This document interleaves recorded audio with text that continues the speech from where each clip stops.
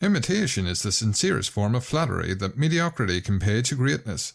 But if you try to flatter me, Snow Blossom, I will batter you, as once said by the great Oscar Wilde. So may I introduce myself as your new captain, Deadbeat Punk. Welcome aboard and make yourselves comfortable, while we jettison some refuse rolled up in carpets. Ladies, gentlemen, and variations thereupon. This is Modern Escapism.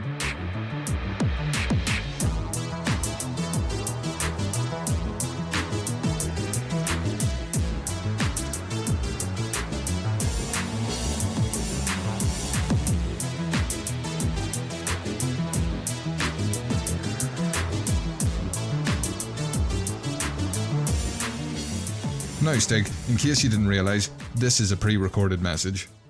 Now, this is the plan. Get your hoop to Mars. Thank you very much to the ever-excellent Deadbeat Punk there from the What the Fuck Do You Want podcast. We thought about bringing him in for our new pod host, but an intro's just enough, just to wind Oodles up. Because he's not here this week, and neither is Gadget. Unfortunately, Gadget's not feeling very well, and Oodles is away. But back from his time away last week, he's bringing sexy back. Biggie's here. Hello. Oh, I missed you, Biggie. It was like a missing tooth. Oh, thank you. I missed you guys. And I really enjoyed listening to the pod as well.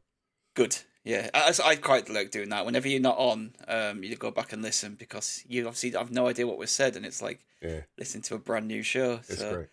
Yeah, and as ever, myself is here, and I'm with Candy as well. All right, my babbers. And yet, we're still here fighting the good fight. So it's a 3-person pod tonight. Just myself, Candy, and Biggie. It's a bit scary, isn't it? It's like Mum and Dad aren't here. Yeah, it's going to be chaos. But if it's successful, we may continue that way.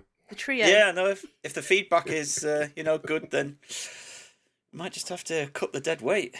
Yeah. Just carry on with the axis of evil. Yeah. I mean, I've got to edit this week as well, so it's if I do a good enough job. Although actually I shouldn't say that, because he'll just come back and go, well, you can do it then. Exactly. So I might make it bad purposely. Never tell anyone you can do anything, because then you will get asked every time. Yeah, I'll throw a few errors in there and go, oh no, I messed up. Damn it. I don't understand what I did wrong. Well, I like your plan of him not knowing this.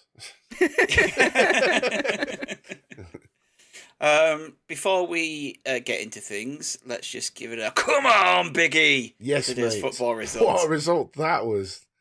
Just did not see that happening at all. I mean, it is a funny old game, as the cliche is, but I was quite nervous about this game. I thought there was quite a bit of pressure on both teams to have a good result, and particularly more so on United, but did not see that whitewash happening at all. No, it's incredible. I just spent like the half time just laughing. Just sat laughing on my sofa. It was so the good. Booing as he walked off was just incredible. Yeah. You want to get in on this, Candy? I'm just going to say I just could not see it coming at all, and the boys gave it 110%. The boys done good, and it was a game of two halves at the end of the day, Perfect. Yep, couldn't agree more. So before we head on into what we've been doing this week, we've got a bit of corporate shilling as usual, so I'm going to hand you over to Stig for that. Cheers, Stig. Yep, we have a Patreon. If you head over to patreon.com/modernescapism, you'll find that what we do there. If you want more of what we do, you can head over there and you'll see the 3 tiers we do. We have £5 for Modern Escapees. That gets you an extended edition of this episode every week, as well as every month, any monthly special we do, and any other specials we do on top of that. We do a Dungeons & Dragons podcast called Do Dragons Dream of Scorched Sheep, and for £5 a month, the Scorched Sheep tier will get you ad-free early access to that podcast, as well as any artwork that Candy does for it, any original music we make, any character sheets, and obviously gives you the ability to suggest NPC and items for Gadget to use in the campaign. And £7.50, the Biggie bundle, that gets you everything. All of me. All of Biggie. And who wouldn't want all of Biggie? and we may even get more subscribers now that we haven't got 2 people on the pod this week, so who knows? Yeah, no. Could be our most listened to show. I might advertise it to the hilt like on Twitter. Just every day, just pumping this, get those numbers up. And if you are one of our Patreons, we are actually going to run something slightly special. So for the recording on the 5th of December, we are going to let you, the Patreon subscribers, choose our topic. So if you have a modern escapee or a Scorched sheep, you can choose one entry. And if you're a biggie bundle, you can submit 2 episodes to us, and we will choose our favourite one from the bunch and do an episode on it. So that's quite exciting. I'm quite looking forward to seeing what our Patreons come up with. I'm a tad concerned as well.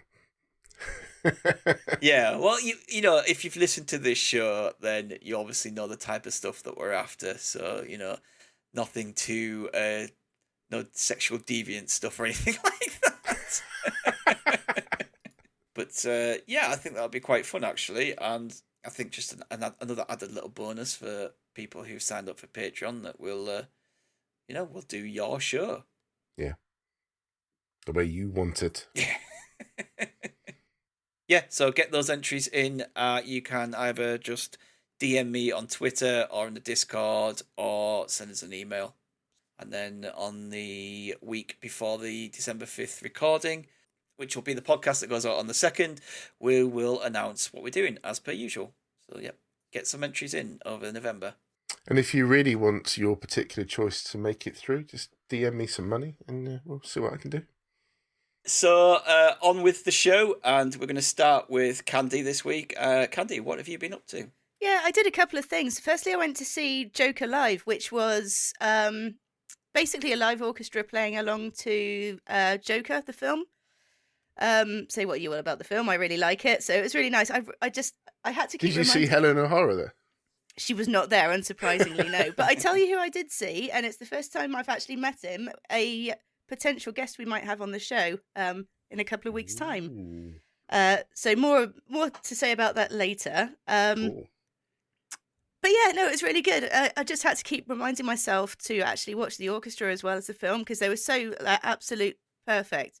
You'd almost forget they were there at times. Although there was a funny moment where the one of the percussionists went for it so hard both of his earpieces fell out. So that was a highlight. So I enjoyed that. But it was nice to get into a crowd as well. Actually felt like a proper event to go to. Yeah, I really wanted to do that for Jurassic Park. Mm. They did a Jurassic Park one a few years ago, and there was one up at Newcastle, and tickets just sold out like, straight away. Yeah, it's crazy. They do sell really fast. They do a lot of them. They're doing Muppets Christmas Carol as well at Christmas, and if it wasn't going to be full of kids, I would absolutely love to go to that. I don't know. I reckon it'll be full of a lot of adults. That I think probably people maybe. When did it come out? I want to say that came out in around 92. Yeah. I'm pretty sure it's 92, something like that, yeah. I love it. I absolutely Michael love it. Caine still looks young, innit? That man was born old. But I guess it's interesting with the score because there'd be quite a lot of movies that you'd like to go and see with a live orchestra and some that probably wouldn't work so well. Absolutely. But, yeah, that's interesting. I personally wouldn't have gone to that, but it sounds like you enjoyed it anyway. It was good, and I've been to one. They did I don't think it was the same orchestra. I went to a Harry Potter one actually a couple of years ago, and the conductor at the beginning said, this is not like you're watching a film. We want you to clap and cheer and boo the baddies and really get involved. And this one wasn't like that at all. It was just like you're watching the film and you're watching the orchestra. But we didn't miss out on anything because of that. It was a really fun experience. God, imagine Star Wars or they actually do Star Wars. Avengers they do would be a Star good one Wars as well. at the Royal Albert Hall usually. So that would be a good one to go to. But apart from that, I wasn't going to talk about this one because it's not cool or anything, but I've fallen down into a bit of a hole. I've been watching a show called The Good Doctor, and that's on Amazon, and I don't know why I decided to put this on because it's just not my cup of tea at all. But it's a sort of cheesy daytime TV medical drama starring Freddie Highmore, and it's a lot. I would say I wasn't a huge fan of House, so I didn't see a lot of it, but it's kind of the same tone. So it's Freddie Highmore plays a junior surgeon who's autistic and suffers well, I shouldn't say suffers, but he has the ability to really be focused on one particular thing. So his subject obviously is surgery, and he always classically finds the problem that no one else can see because he's thinking differently. And I can't stop watching it. I don't know why. It's just a bit of light cheese, so I quite enjoy that. But the main thing I did this week. Oh, I was just going to say the thing with House, which I really liked as well, because it is technically really a one-trick pony.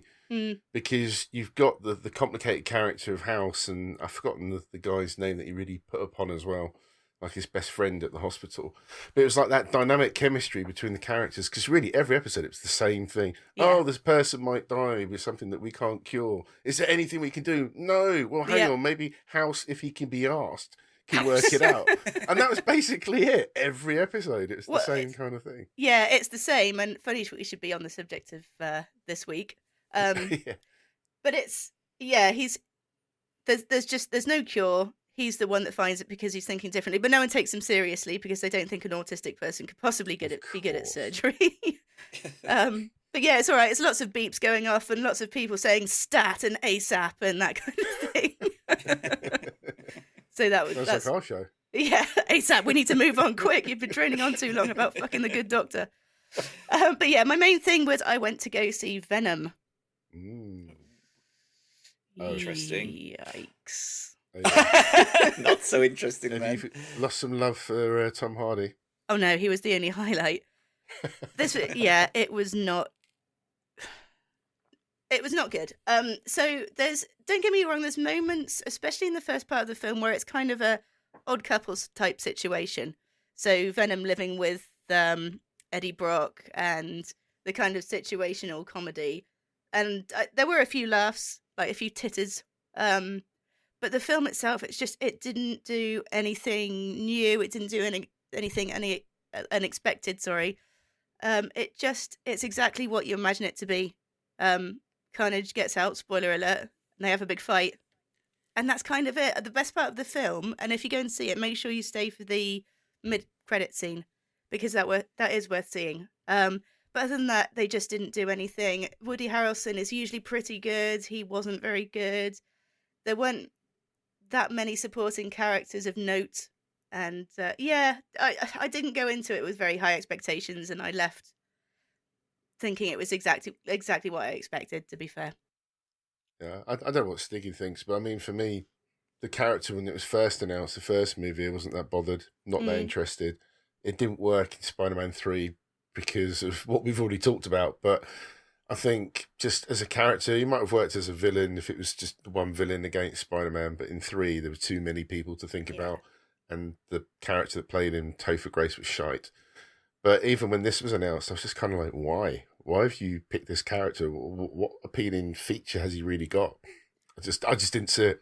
He's just cool, isn't he? That's why, it's a cool character that people like. I always liked Venom from the cartoon when I watched. Obviously I've never read the comics, so my only dealings with Venom was the 90s cartoon or computer games, and then obviously Spider-Man 3, which was a terrible take on it. But I was keen for Venom to be in a film with Spider-Man more than them do this. And this is obviously them just doing it because Sony want to keep the rights to these characters.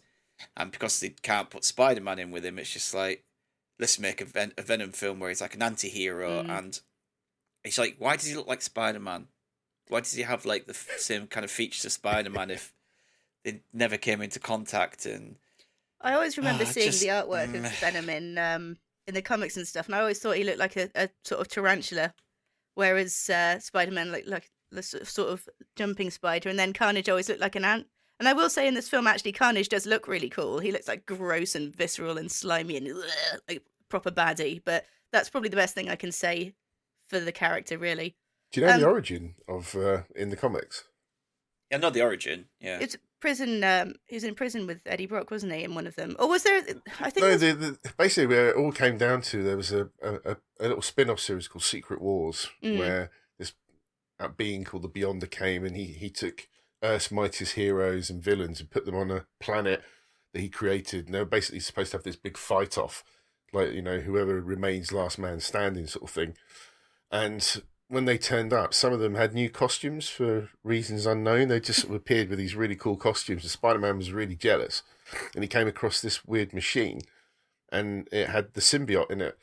And all of a sudden it jumped onto him and then gave him that black and white costume. He was like, oh, cool, this is, if I think about turning into Spider-Man, the costume will appear on me, not realising it was this completely different, sentient being.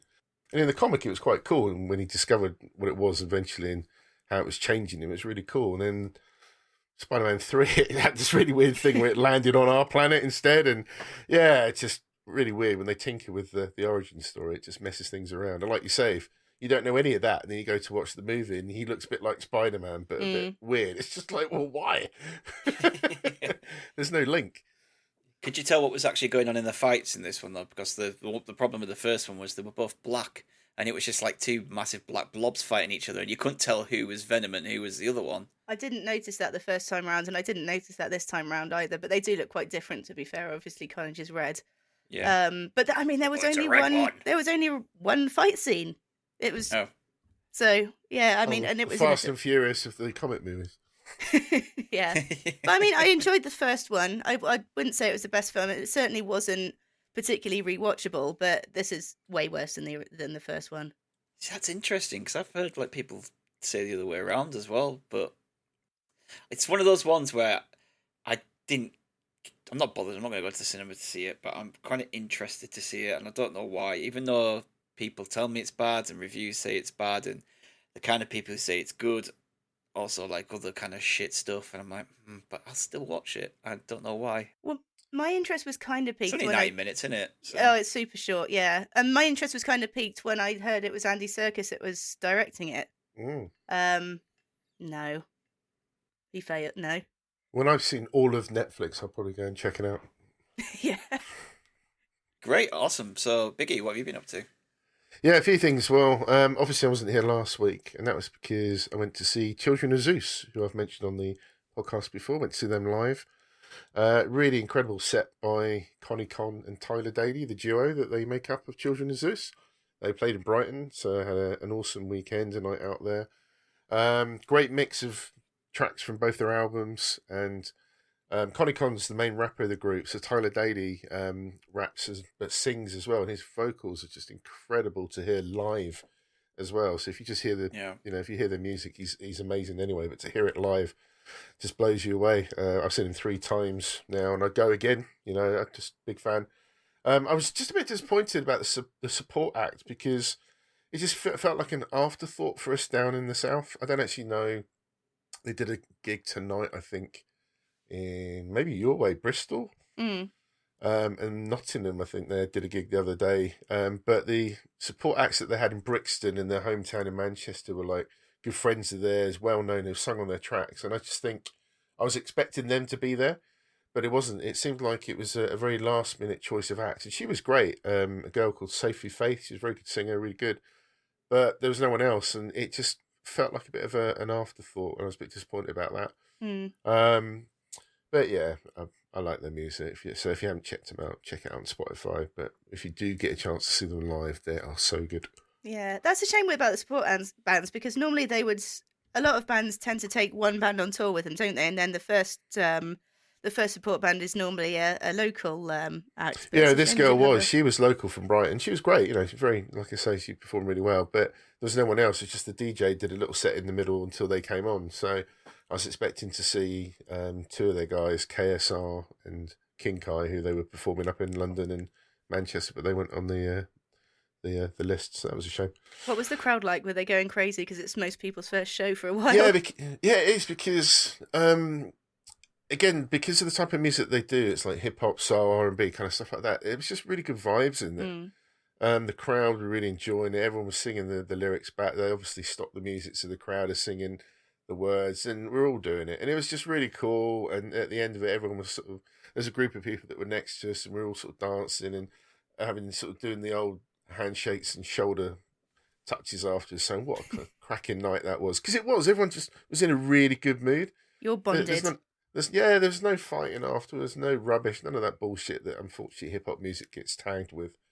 But it was just really good, and everyone really enjoyed it. So yeah, great vibes out there. I was a bit disappointed with I mean, it's due to circumstances. The other week, obviously, when I went to see Genesis, I was then meant to go see Maximo Park later on in the week, and unfortunately, my children got COVID, so we were unable to go because me and Kate were meant to go. And yeah, it was kind of going to be the first gig that I'd been to in a long time where I was just going to kind of let loose a bit. And I never really got to do it. I like my kids are fine. It's everything, that's more important. But Genesis we sat there, we enjoyed the songs, we sang along. But yeah, I was hoping to, like Candy said, get out there and be the first gig in a long time and just have a great time. But unfortunately, didn't get to do it. But hopefully next time. Yeah, I've been playing a bit more of The Last of Us Part 2. I think I'm probably about 3/4 of the way through it. I have quite a lot of thoughts about that, and I'm going to discuss it when I finish it, without spoilers, obviously. Did have a crack at that Hell Let Loose, which was a freebie on PlayStation Plus last month.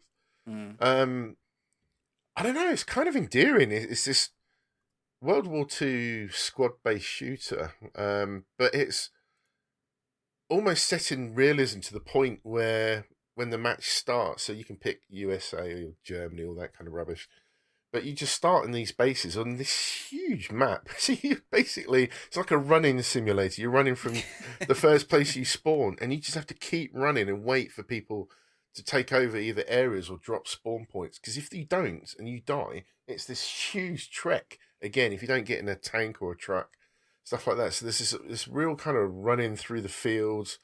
The odd sniper might take you out, but it just feels a lot of it is set in realism. The sound effects are incredible.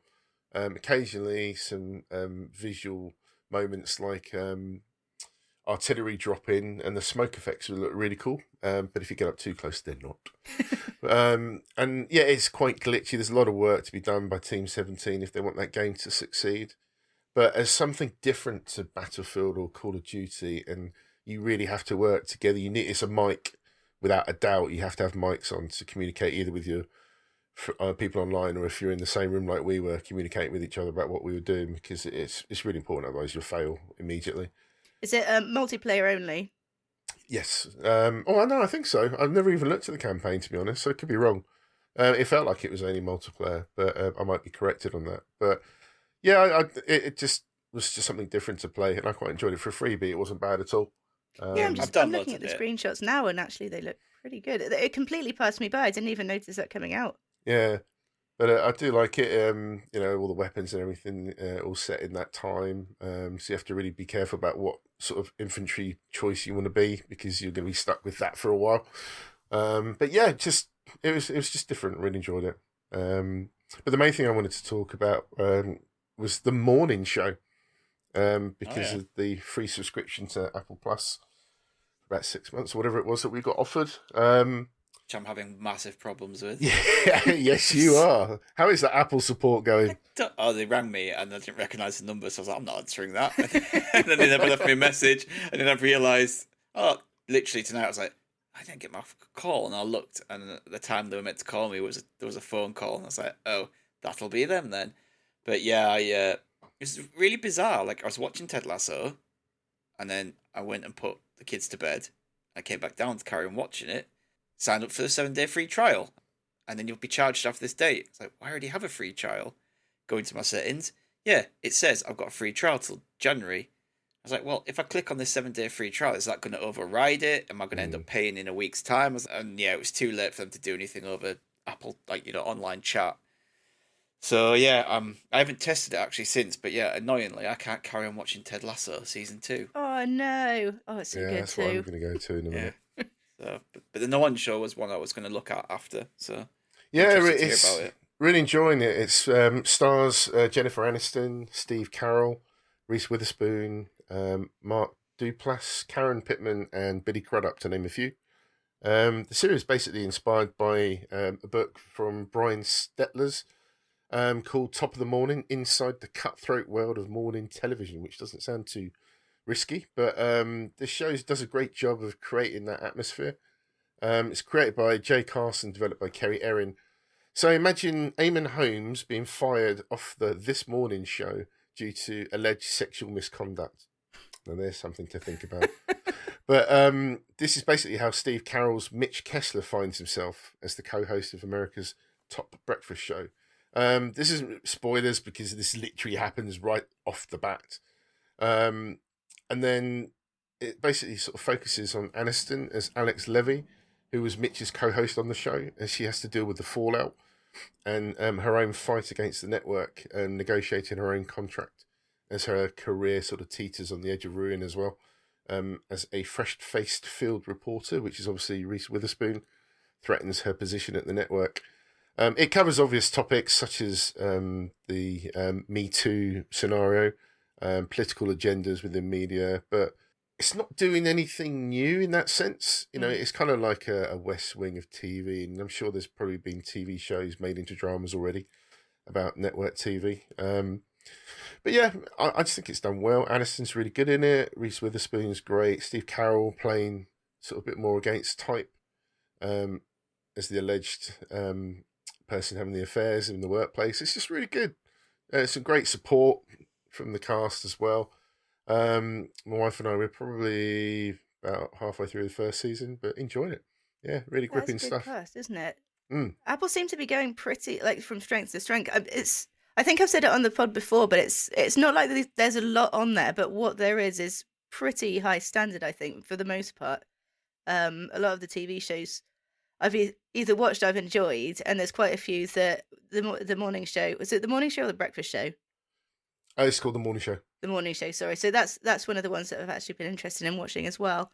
Oh yeah, I do recommend it. And I think even Stiggy pointed out in the Discord the other day that Why the Last Man that we were talking about has already been cancelled or dropped, which is again kind of what Netflix are guilty of doing, and it's kind of you're almost worried about investing your time in these shows because they might just suddenly get dropped. I know we kind of talked about it before, but I hope the morning show keeps going. I hope Why the Last Man, which I need to check out, does get picked up if it has been cancelled. But the thing with Netflix is they're quick to cancel things, but they're also quick to pick up things that other networks have cancelled too. So if it does get cancelled by Apple, you never know. It's a weird loop, isn't it? Of who's going to pick up what, you know? Yeah, no, the showrunners said they're looking for someone else to pick it up. So, yeah, if someone does, then I'll watch it. I was really interested in watching Why the Last Man, but then before I even started it, they said, it's been cancelled. It's like, well, they're hour-long episodes. It's like 10 hours of my time for something that's not going to have read the graphic be novel. resolved. It's really good. I know it's not your thing, but I really recommend it. It's a great story. I should give some graphic novels a go, to be honest. I'm sure there'll be something out there that I do enjoy. But yeah, that's it. Great. So on to me. I went to the cinema to see 2 films this week. A double dosing of on the same day, one after the other. Oh, really? Yeah. So I went to see The French Dispatch, and then afterwards I went to see Dune. So The French Dispatch is Wes Anderson's new film, and I did have my notes up, and I seem to have lost them. There they are.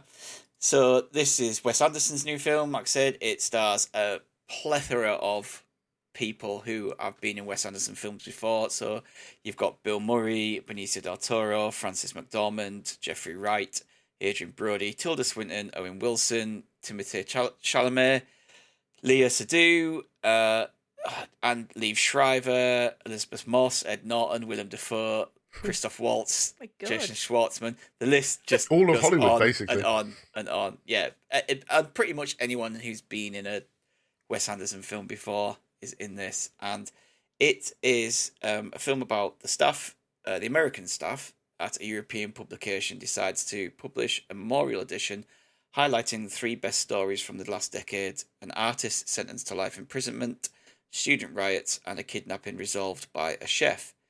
And so this is like an anthology piece. So the story starts with Bill Murray's character, who is the editor of the French Dispatch. He passes away, and he says that he wants, when he passes away, the French Dispatch is to be no more, and it shuts down. And so this is the last edition, and so they pick the stories to go in this last edition, and it's just peak Wes Anderson. So if you like Wes Anderson films, this is Wes Anderson turned up to 11. The cast is incredible. Like, as I said, stacked. It doesn't even come close to describing how jammed it is with regulars. I don't think there's a movie that has been better realised than this in this style of Anderson. It's like a sheer visual pleasure from the get-go. It's just, it oozes affection for the time, the place, the people, and it's a bit of an ode to print journalism. So what many would consider probably a dying industry. There's a lot of magazines have gone out of business over the last decade. There's still some of like the world famous ones still holding on there, but yeah, it's a bit of a like Empire. Yeah, stuff like Empire, and this is very much like the New Yorker, like the covers on the French Dispatch that you see in the film, and obviously in the credits at the end. It's very much looks like the kind of stuff you get on the New Yorker. But yeah, it's wonderful. I absolutely loved it. The story flickers between that usual Wes Anderson colour palette and black and white, and it kind of mixes some animation in there at some points, and it just kind of goes along at a typical Wes Anderson quick and quippy pace.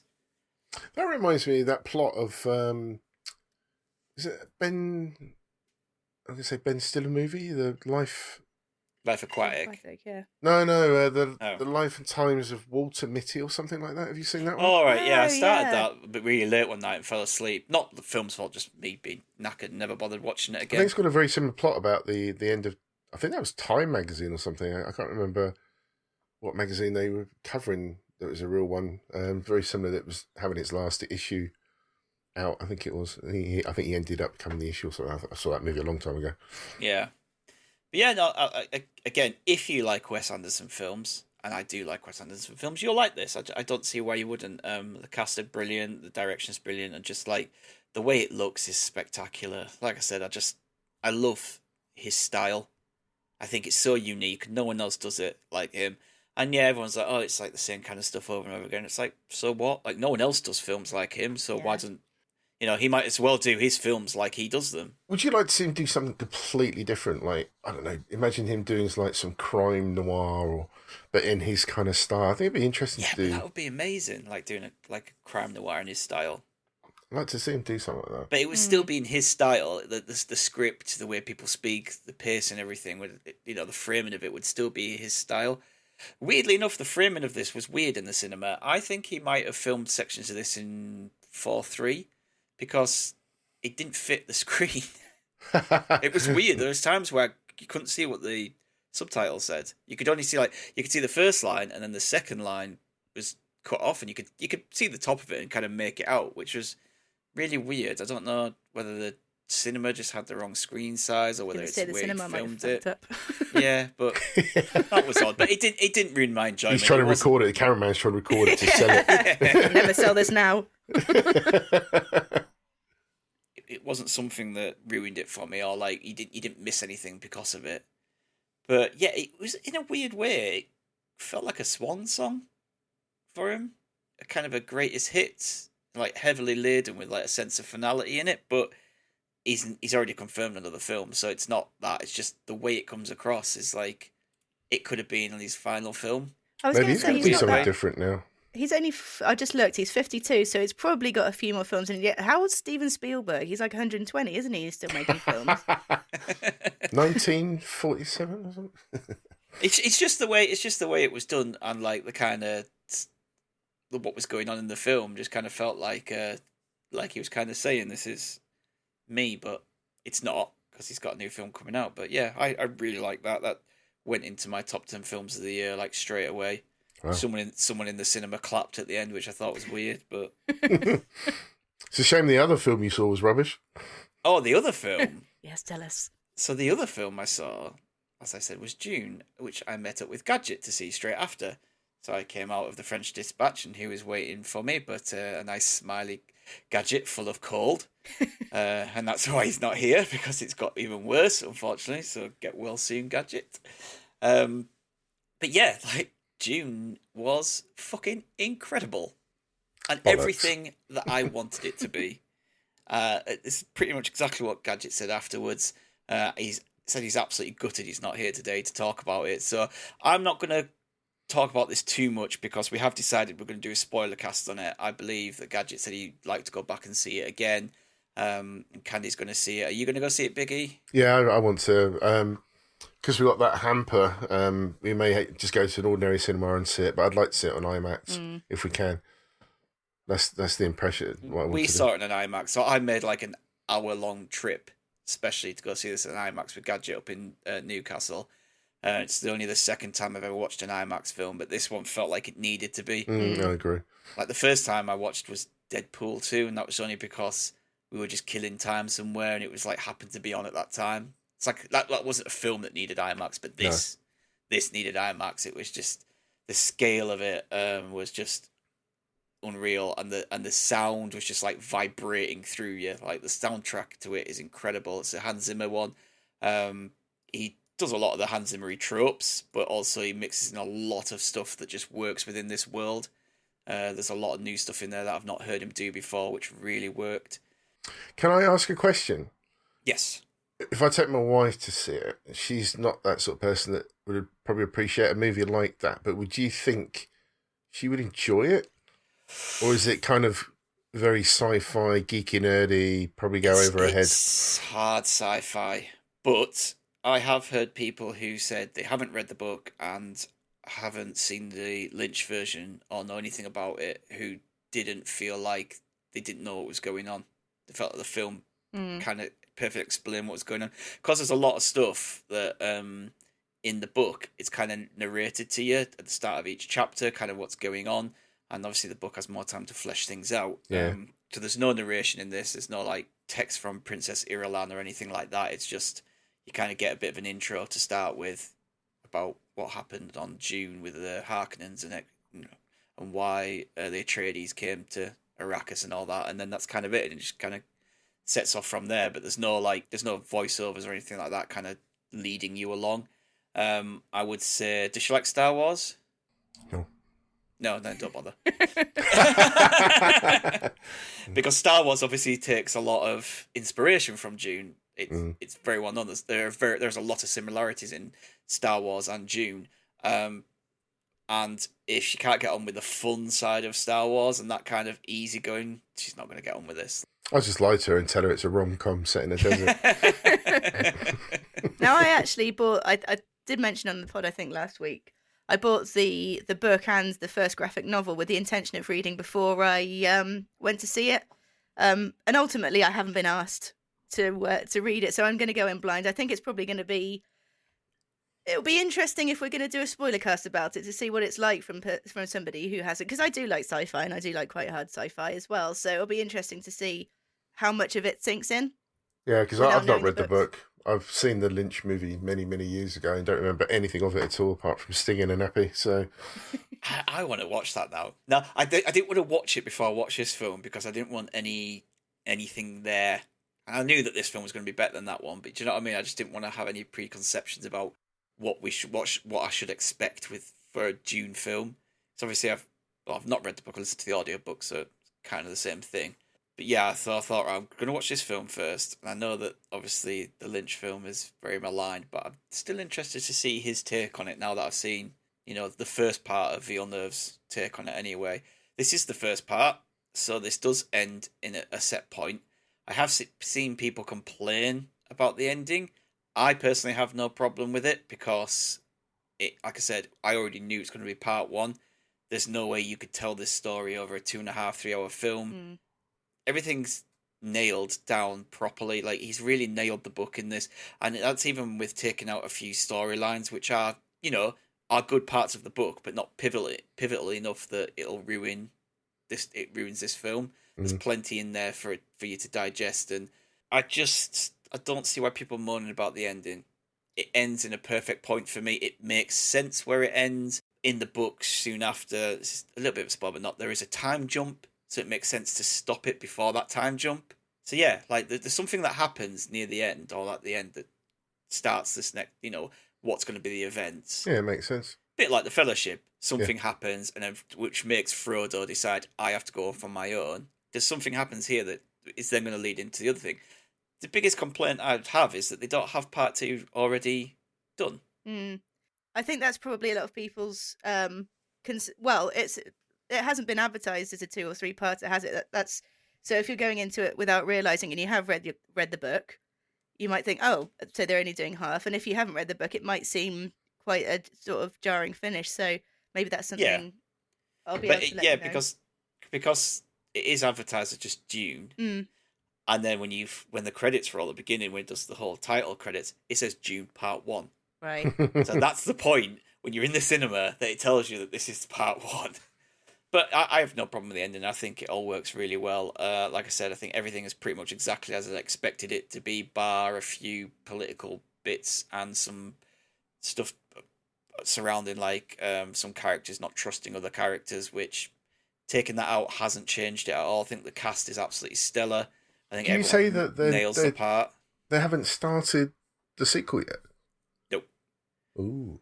I've heard more positive things that this is potentially going to happen, but it's just weird. Villeneuve is very confident in it happening. I'm hoping it does. I'm hoping that Warner Brothers and HBO deciding to put it out for streaming services in America the same day it came to cinemas in America and the UK isn't going to bite them on the arse. I don't know why they couldn't just wait. Because it's quite a big cast as well, so then you've got to get them all, assuming whoever made it, they've got to get them together, haven't they, and start all that again. Fuck. So the cast includes, say, Timothée Chalamet, Rebecca Ferguson, Oscar Isaac, Zendaya, Jason Momoa, Stellan Skarsgård, Josh Brolin, Javier Bardem, Dave Bautista, David Dastmalchian, and a load of other people. And yeah, if the problem with not filming this back-to-back is, if it then comes to the point where, right, we've been greenlit, right, this is your start date, if they're off doing other big-budget films, like, what happens if this starts in the middle of Guardians 3 filming? Yeah. Like, I'm to be honest, I think Dave Bautista, his love for stuff like this, he would probably film Guardians and then, right, this is my day off tomorrow, I'm off to do Dune. That's the kind of person he is. But yeah, it's a very risky business with not having filmed this back to back. At least with Lord of the Rings, you knew at the end of the Fellowship, Part 2 comes out next year. Yeah. But the first thing I said after it to Gadget was just like, I need Part 2 now. Like, I could have watched Part 2 straight after. Yeah. Would it be a spoiler to say how long of a time jump it actually is between where it ended and the next part? 2 years. So it's not even like they were maybe waiting for some of the cast members to age a bit. Because Timothée Chalamet looks super young still, doesn't he? Yeah. See, that was I was listening to an interview regarding Villeneuve, and said obviously Paul is 15 in the book. The reason he chose Chalamet was because he still looks young on camera, but he's just such a good actor that Paul is actually very mature for his age. So he can play that maturity as well as looking the part and looking young. And I think they chose the right person for it. I think the casting, he's absolutely nailed with it, to be honest. I think everyone's perfect. And Stellan Skarsgård as the Baron is just spot on. He's gone full prosthetics to wear this like huge, awful, just gluttonous bodysuit of a horrible man. Yeah, he's 8 hours a day or something sat in the prosthetics chair and putting the makeup on and everything for it. So, and a lot of the stuff actually is practical. I think Helen touched on it a few weeks ago. There was very little green screen. Yeah, it's about the sets, wasn't it? She went to see. Yeah, a lot of set stuff and practical effects. And obviously there's green screen probably where they needed to it and CGI. But yeah, it's brilliant. For 2.5 hours, it didn't drag. It didn't feel like they needed to cram action in despite having some action set pieces. And it just spent a good amount of time and a fair pace with character development. And I think it's brilliant. I think everyone should go out and give it their money so we can get part 2. Because if I don't get part 2, I'm going to cry. And we can't have that. No. So yeah, Dune, go see it. It's now my number 1 film of the year. My favourite Villeneuve film. So I'm looking forward to, if we do a spoiler cast on it, to really delving into it and talking about the differences between that and the book. I want to read the book now. I can't wait. Only 1 more week's fine. Yeah. Well, how quick are you at reading? Not very quick. I like to play the whole thing in my head like a little play. Yeah, I'm terrible. I read so slow that I retain a lot of knowledge about what I read in books, but it takes me ages to read through them because I almost, even when I start to speed read, I almost find myself slowing down So I read the book in my head like I would do if I was reading it out loud. That's exactly what I do. Like it's the trouble is I don't retain it though, so it's good that you read slowly, retain it. I read slowly and still don't. Yeah, my friend said this before. It's like we talk about these books. I said, "Oh yeah, this happened, that happened." He's like, "Can't remember that." Says he read them. He read these massive chunky books, the King of Chronicles, in 1 week when he was on holiday. He's like, "I enjoyed them at the time, but I can't remember anything that happens in them." You've been at the Pina Coladas, probably. Remember loads. Yeah, that's that as well. Yeah, so that's us for the week, and we're going to move on to our main subject. So, Biggie, what are we talking about this week? Yeah, this week we're talking about rip-offs and copycats. Which film, game, book, the usual bits, did we enjoy or dislike that blatantly ripped off something else or copied loads of ideas from other stuff? So basically, our podcast is the original and everyone copies us. Yes. Inferiorly. Yeah. So first up, we'll start with yourself, Candy. So, in July 2005, within a day of each other, 2 separate TV shows were released. One was a reality TV show. It was set in a tattoo shop in Las Vegas that followed the day-to-day life of tattoo artists and their clients. The clients would share their tattoo ideas and stories with the artists and cameras, and we watched as they got their ideas tattooed, along with various shop hijinks. The shop also had a tattoo apprentice that was often used as a whipping boy while they learned the trade, and the show was called Inked. Mm-hmm. The day after, a reality TV show set in a tattoo shop in Miami. It followed the day-to-day life of tattoo artists and their clients. The clients would share their tattoo ideas and stories with the artists and cameras, and we watch as they get their ideas tattooed, along with various shop hijinks. The shop also had a tattoo apprentice that was often used as a whipping boy whilst they learnt their trade, and the show was called Miami Ink. Now, obviously, because they were released within a day of each other, one didn't copy the other. I think probably what happened was the idea was pitched to multiple studios, and one probably pinched the idea from the other. Yeah. But the trouble was, from there, it didn't just spawn one copycat. It spawned an entire genre of copycat shows, which all did slightly different things, but essentially they followed the same formula. So it's all like reality TV, all high drama. And I went on Wikipedia and actually counted 19 tattoo shows that were released between 2005 and 2019. So you've got, this isn't in chronological order, by the way. I think it's, it's alphabetical. So you've got Bad Ink, you've got Best Ink, you've got Black Ink Crew, you've got Black Ink Crew Chicago, you've got Black Ink Crew Compton, Bondi Ink Tattoo Crew, Epic Ink, How Far Is Tattoo Far, Inked, Ink Master Angels, Just Tattoo of Us, LA Ink, London Ink, Miami Ink, New York Ink, Tattoo Fixers, Tattoo Nightmares, and Tattoo Titans. And Tattoo Corpses. That'll be the next one. And it's just, as I said, it's just the same rehashed shit over and over again. And it's quite nice to see that there has been some... To see the difference between tattoo shows 15 years ago and today, you can kind of see the leaps and bounds that tattooing has made, both with the techniques and the way customers are handled. Now, I do know a thing or two about working in a tattoo studio. Being as I've been a tattoo artist for the last 15 years myself. As a sweeper. As a sweepy, I make the teas and coffees if I'm lucky. That's a good day. But I think more the reason of this being a copycat is the impact it's had on the tattoo industry as well.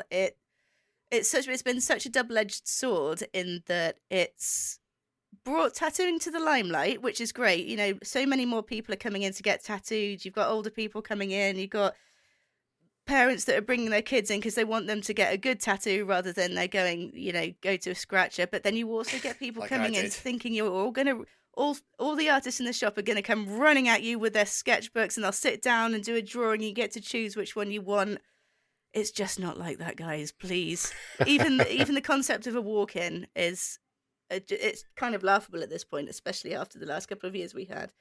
But the trouble with the shows is they do tend to err on the side of drama as well, like all of them.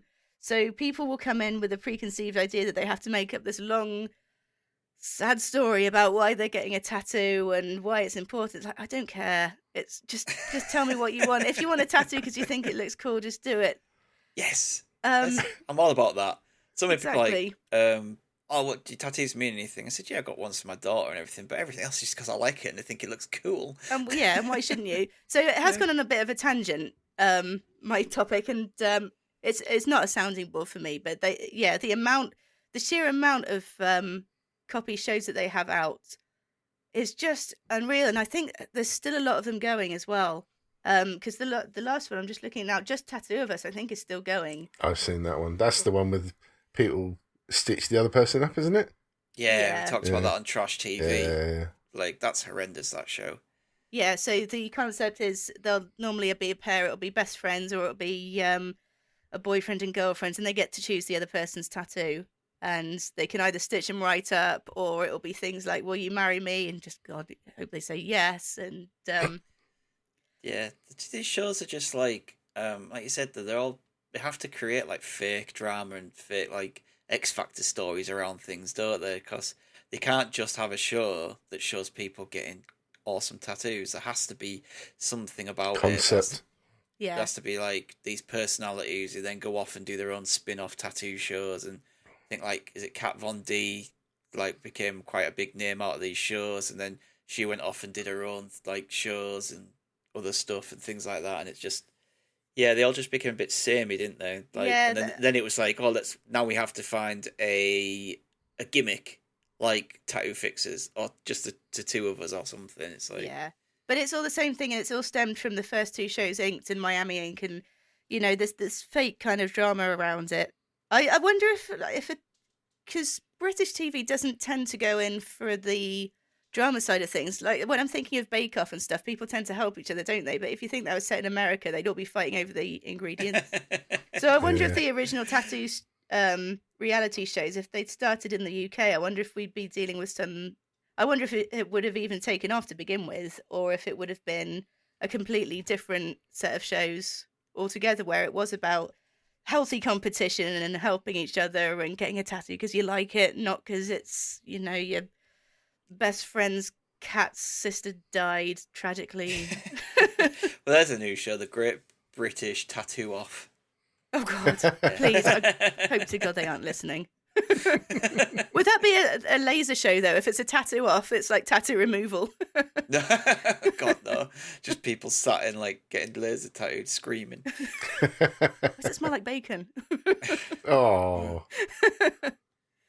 So yeah, I apologise that was a bit of a sounding board, but that was my pick because it's just the sheer amount is just ridiculous. Come on, guys, please stop. Yeah, the worst thing about things like Tattoo Fixers as well is, like you said, like they make it look like, oh, I've just come in and I want to get this fixed, and someone's just ready there, available to go. Oh yeah, okay, let's sit down and we'll draw this out and we'll do that. And then the best thing is when they fuck up. There is a famous one from Tattoo Fixers where he does a pocket watch, and he puts the Roman numerals for 9 on twice. Yeah, that's right. I've done something worse than that. Oh yeah. Oh yeah. You don't have to disclose it here. I'll disclose it in the Patreon section. Oh, nice. Well, there you go. If you want to hear about what Candy's fuck ups, then you've got to pay for it.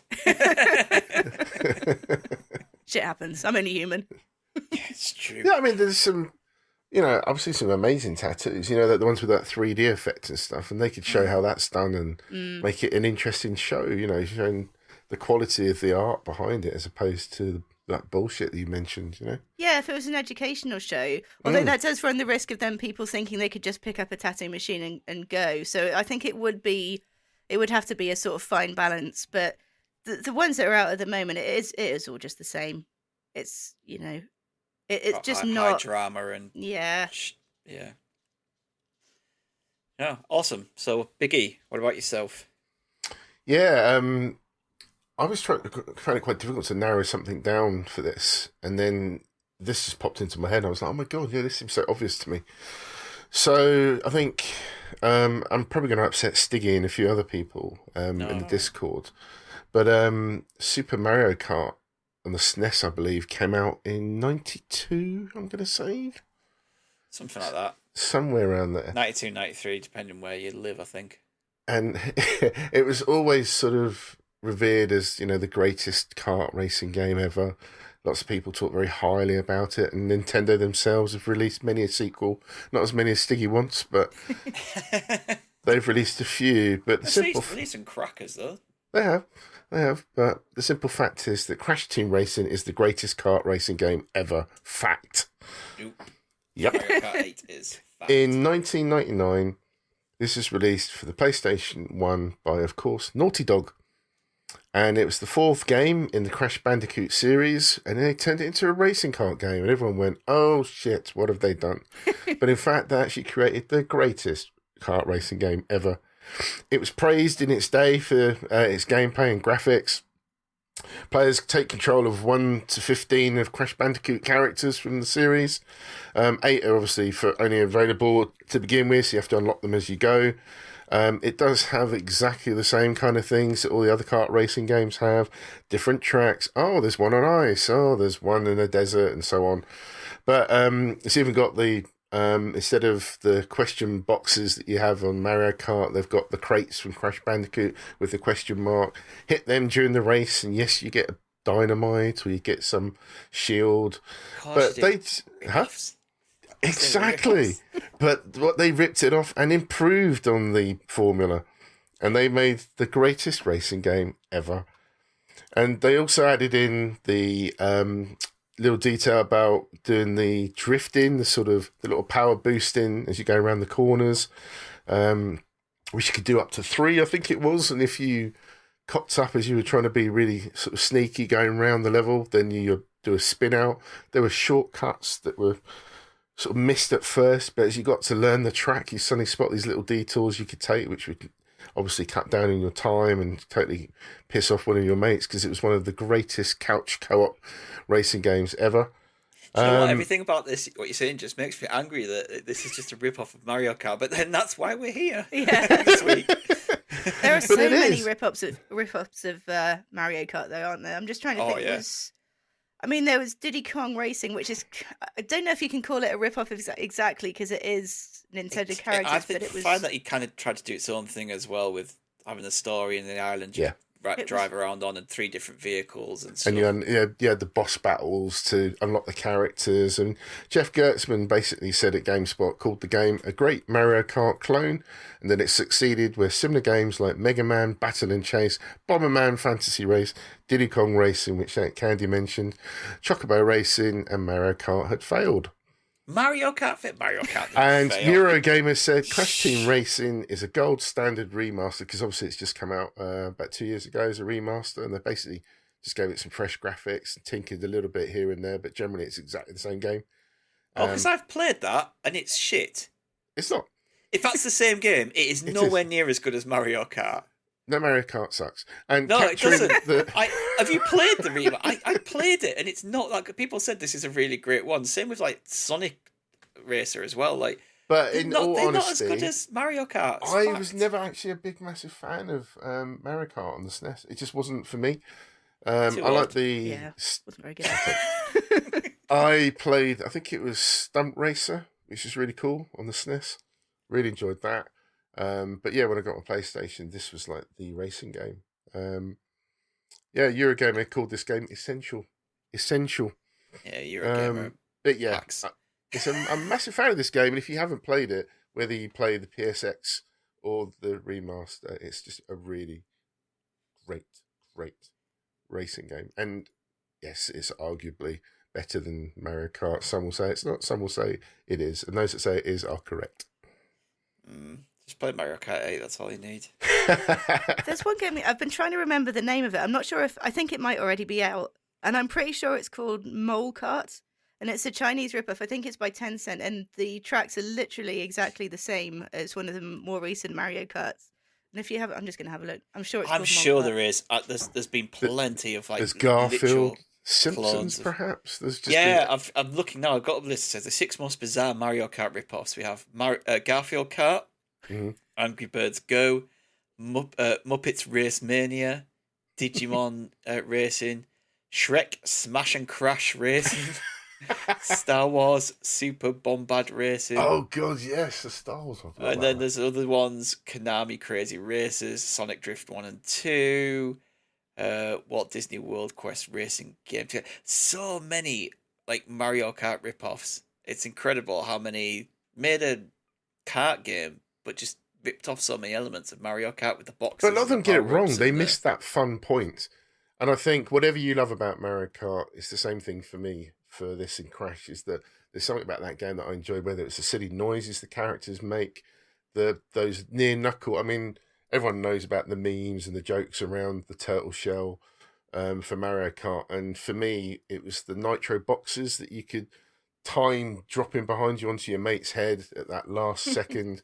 There's lots of little sneaky little things that you can do to piss people off and win the race when you're, almost at the back. It was great fun. It's rubber banding racing, but it's a fun aspect. And those titles that you mentioned just missed the point. Whatever they tried to do, they just didn't get it quite right. That's my problem with Mario Kart. It fucking cheats. Like, you don't have to be good at Mario Kart to win, and you can be the most skilled person, and all it takes is just a red shell, a blue shell, and a boost, and the person that was in last wins. And I just can't play it with friends. I've learned it the hard way. I can't do it. Because I'm the fucking best, and they always win. Yeah, I can't play it with the kids anymore because I always win. Like they want to play, but they want to play on like the lowest CCs. And I'm like, it's no fun because I always win. Hopefully, when they get a bit older and they get a bit better, it'll get better. But we used to have a colleague, me and my wife used to work with, and his tactic on Mario Kart was to stay to the back, get himself a bullet, and then work his way up. Because he knew how to get up there, get to like fourth or third, hit the bullet, and then just zoom so far ahead in first that no one would be able to catch him. which I have tried, and it's a really hard tactic to do. Yeah, that's the thing. Everyone has their little way of winning races. Yeah, I just race. Got me Cooper Trooper, and he's you get fast. I go for top acceleration and mid speed because if you crash, you can get away quickly. But the thing is, when you're racing against someone that is of your level, then that's where the fun is, because that tension comes in because you don't want to lose. And I know, Stiggy, you're very competitive, and I can imagine you losing it. And it's just kind of when it's all right if you're playing against people you can beat, but when you have somebody that can turn the tide, that's the fun in those games. That's where that pressure comes. I need a challenge on Mario Kart. I don't have it within my house. So as much as I love that game, this is why I want a new one, because I've played 8 to death. I've nailed it. I've no challenge in my house. Give me a new game, then I can enjoy it and have a challenge again of learning the new tracks. And so but I love Mario Kart. I love Mario Kart 8. Maybe I'll give Crash Team Racing another go. But for me, the problem is I'm playing it going, it just isn't Mario Kart, is it? It's a rip-off. That's what it is. There's a new Chocobo Racing. Speaking of rip-offs, there's a new Chocobo Racing as well. That's coming out soon. I'm quite excited for that. Mario Kart with Final Fantasy songs. Perfect. Fuck that. I'll have none of that on this podcast. Thank you very much. Get out. You can join the others. I'm in charge today. Yeah, that's it for me. Cool. Right. I am going to talk about a bunch of films I've never seen. Because I'm going to talk about the kings of the mockbusters, the production company called The Asylum. Have any of you heard of The Asylum before? No. I think I have. But it depends what you're going to say, and it'll ring some bells, hopefully. So they're an American independent film company and distributor that focuses on low-budget direct-to-video films.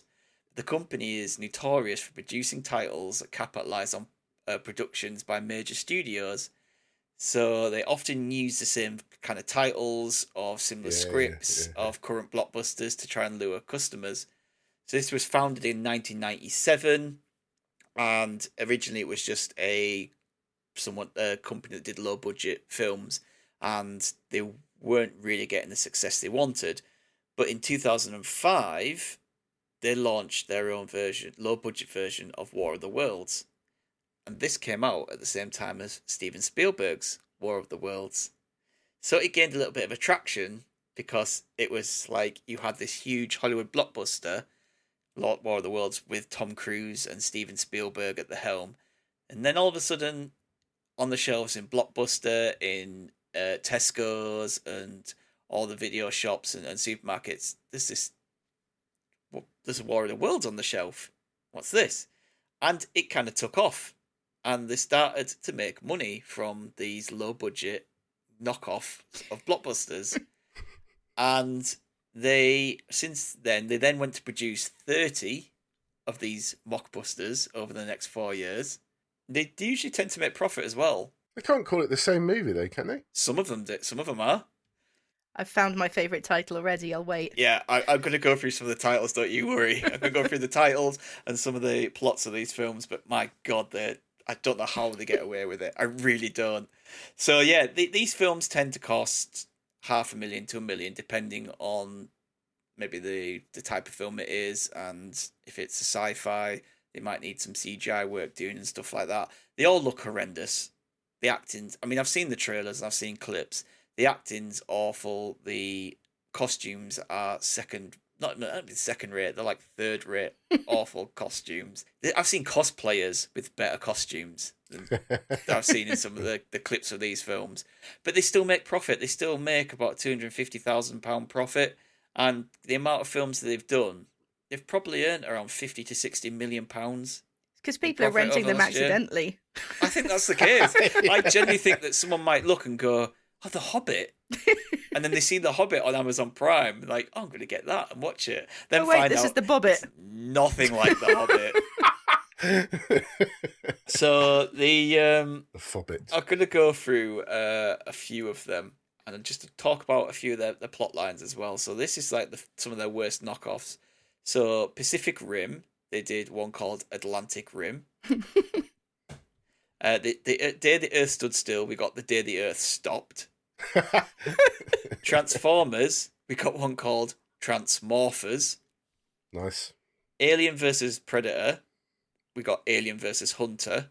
But the thing with this one is the Alien and the Predator in their film, they look so similar that you look at that box art, if you weren't too clued up on it, you'd think that was the official product.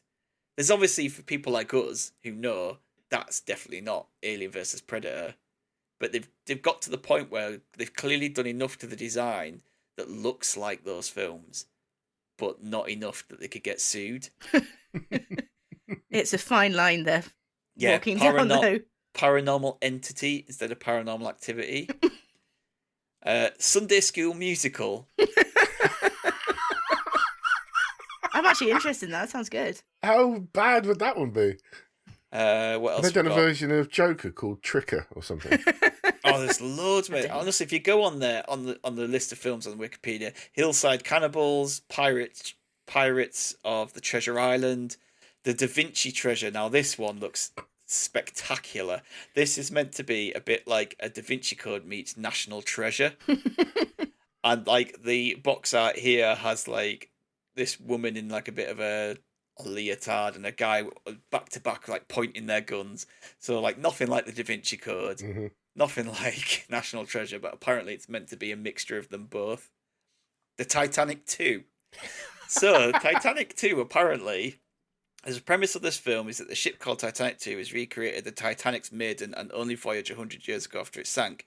The whole movie cribs pretty heavily on the original story, but in a brilliant stroke of creativity, the Titanic 2 is struck by an iceberg that is hurled at them by a tsunami.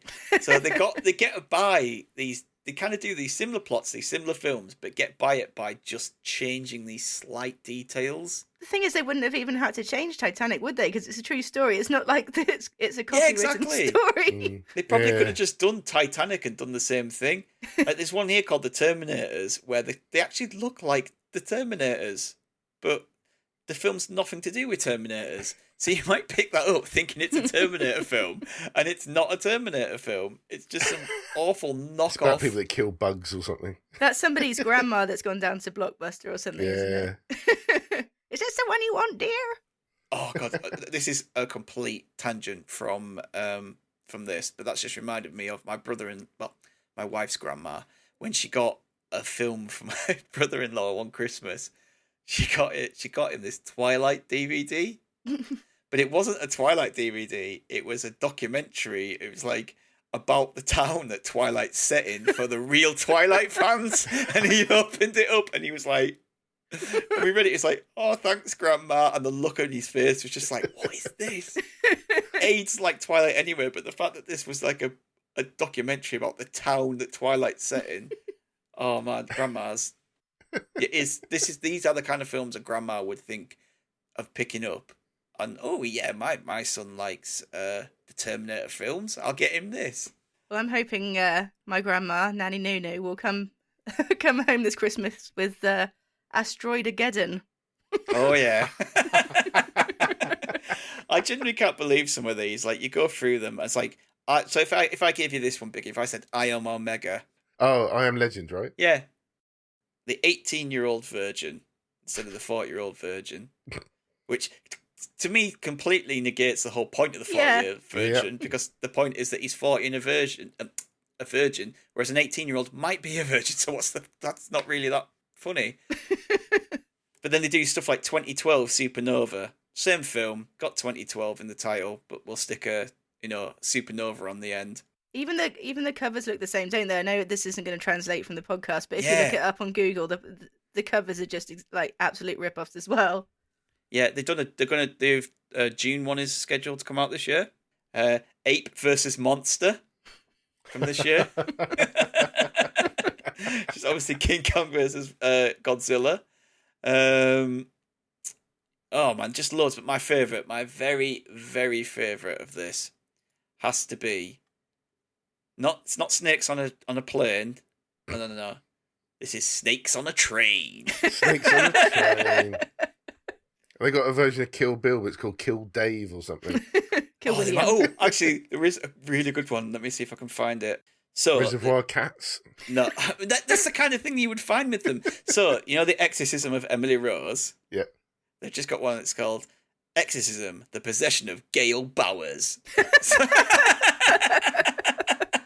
Isn't she in Coronation Street? That explains a lot. Yeah. But yeah, snakes on a train. My God, it says here, 2016, Snakes on a Plane is sort of a charming B-movie pastiche that aims for midnight cult movie status.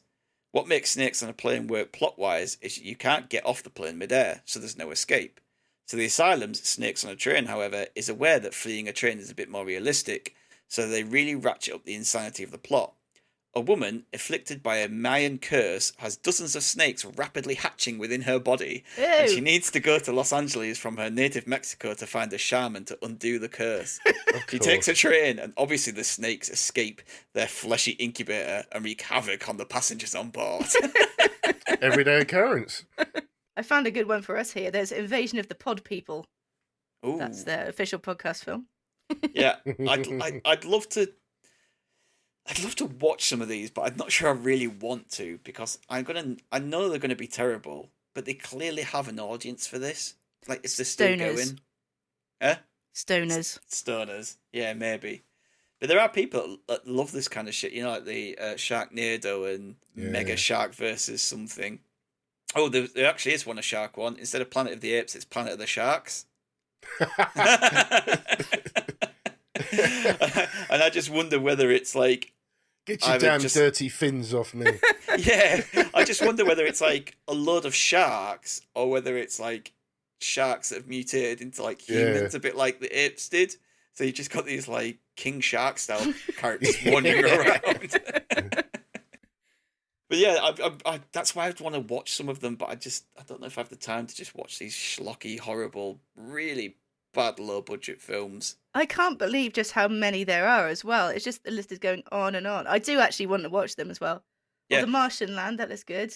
They've done 500 films-ish over their lifetime, but as I said, not all of these are these mockbusters, and some of them, they did a load of films before they kind of clocked onto this being a viable option. Oh, I hope they have the same kind of actors as well. Imagine the same kind of actors reappearing in all these different movies as different characters. A bit like American Horror Cinematic Story. Universe. Yeah. Some of them are just the same name. So the film 11-11-11 is 11-11-11, So what the way they've got around with it is done 11/11/11/11. But these are the ultimate rip-off, and I thought about a few of the things I was going to talk about, which I'll touch on in the Patreon section. I thought, no, I have to just talk about the Asylum, because for years and years I've just wondered about them. Do you know what I mean? Like, I wonder if any of our listeners have actually seen any of this. I've seen Guaranteed their they will DVDs have. on the shelf, and I've seen for whatever reason, I've seen kind of stuff pop up on Twitter and that before. Like, and it's always when a big movie comes out. Mm. So they've got one here, which is an Avengers rip-off. But it's not... What they've done is ripped off Avengers and Once Upon a Time. So they've mixed grim fairy tales with Avengers. So they've done like an Avengers-style film, but using characters from grim fairy tales. Jurassic Incredible. World. That's the one that I saw immediately. That's the one for me, Triassic World. Yeah, I just find it absolutely incredible that they've managed to this day, get away with it by just changing the name. Oh, here's one for you, Biggie. Fast and Fierce. Sounds like me in the bed. I was going to say. Hey. So yeah, that's my picks this week. The Asylum movies. If you have watched an Asylum film, or I've enjoyed some, please let us know, because I'm really just perplexed about Where would you start? how this. Although, to be company honest, Fast and exists. Fierce might even be better than Fast and Furious. I might give it a Don't shot. you say it. Don't you say it. Oh, yeah. So, yeah, the Asylum films, the ultimate rip-off of anything. They will just take any blockbuster and make a rip-off. Even to the point, though, that they just use the name and the plot is different.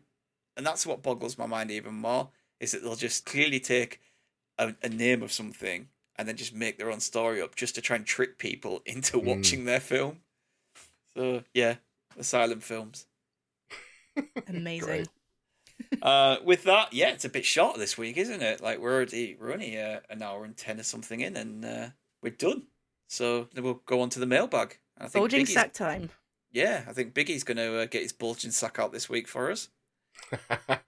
And what a big bundle it is. Oh, yes. So yeah, start with Terrestrial Extra. He put the blatant clone games on home computers like the Acorn, Electron, and BBC Micro in the lawless 80s. Snapper, Pac-Man, Killer Gorilla, Donkey Kong, E-Type, Outrun, Gauntlet, Defender.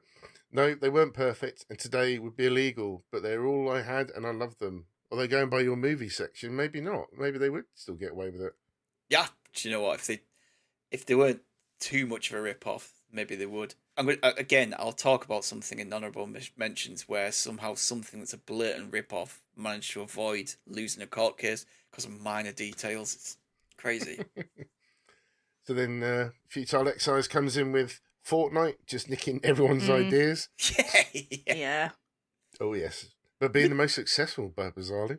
Yeah, I mean, its original premise, the Battle Royale wasn't even their main thing, was it? It was a single-player thing, and the Battle Royale, they just added that in because I think, what's the other one that was doing the original one? PUBG. And... PUBG, yeah, was doing so well, and then it took off, and now it's just massive. It's definitely the biggest Battle Royale game, isn't it, for sure? Apex Legends, I've not played that. Yeah, and then obviously, yeah, everyone started to rip it off, so COD's got its own version now. Apex is kind of like EA's version. Then they tried to put it into Battlefield, but no one really gives a shit about the Battlefield version. Nope. Yeah, I just don't get on with them. The problem I find with Battle Royale games is I'm shit at them. So you run in there, you go looking for guns, you go looking for resources. You might get shot straight away. Yeah. It's like, oh great, now I have to wait for either the rest of my team to die, or you have to log back out, go into another lobby, log back in, do the whole jumping, find new stuff, and they're all right. Once I did play a bit of Fortnite when it first came out, and if you got a team and you go far, they're quite fun. But people are so good at them now that it's I did like COD Warzone. I thought that was good. That was as a freebie as well. That was excellent. The thing I do like about Warzone actually is I've played is the gulag. It does give you that one chance to get back in the game. Yeah, and your teammates can buy you back in depending on the the one that you're playing. But yeah, I agree. It can be just as frustrating. I think the thing with Fortnite as well is it's a scary business model for consumers. Like, you're upfront, no cost, but it's so easy to sink so much time and money into these things, and it's aimed at kids as well. And it's scary that so many people are ripping off this kind of business model, because Fortnite has made multiple billions. Like, the amount of money it's made is absolutely unreal. And they do events and concerts or weird presentations and stuff as well in game, don't they? It's a whole different entity cool. now. Yeah, I really like that they do concerts on there. I think that's a really cool idea, especially like with the last couple of years, haven't been able to go out and everything. But it's that kind of thing is original, and I haven't seen that in any other games. But the Battle Royale thing, it's not going to go anywhere, but it's going to get more and more expensive, I think. So yeah, I mean, the COD model for me, the Warzone, we enjoyed playing that as a freebie. And then they did the multiplayer from the main game as a free weekend. And that's what sold it to us. We started playing that, who'd never played it before. We were all Battlefield people. We were suddenly like, oh, actually, this game's pretty cool.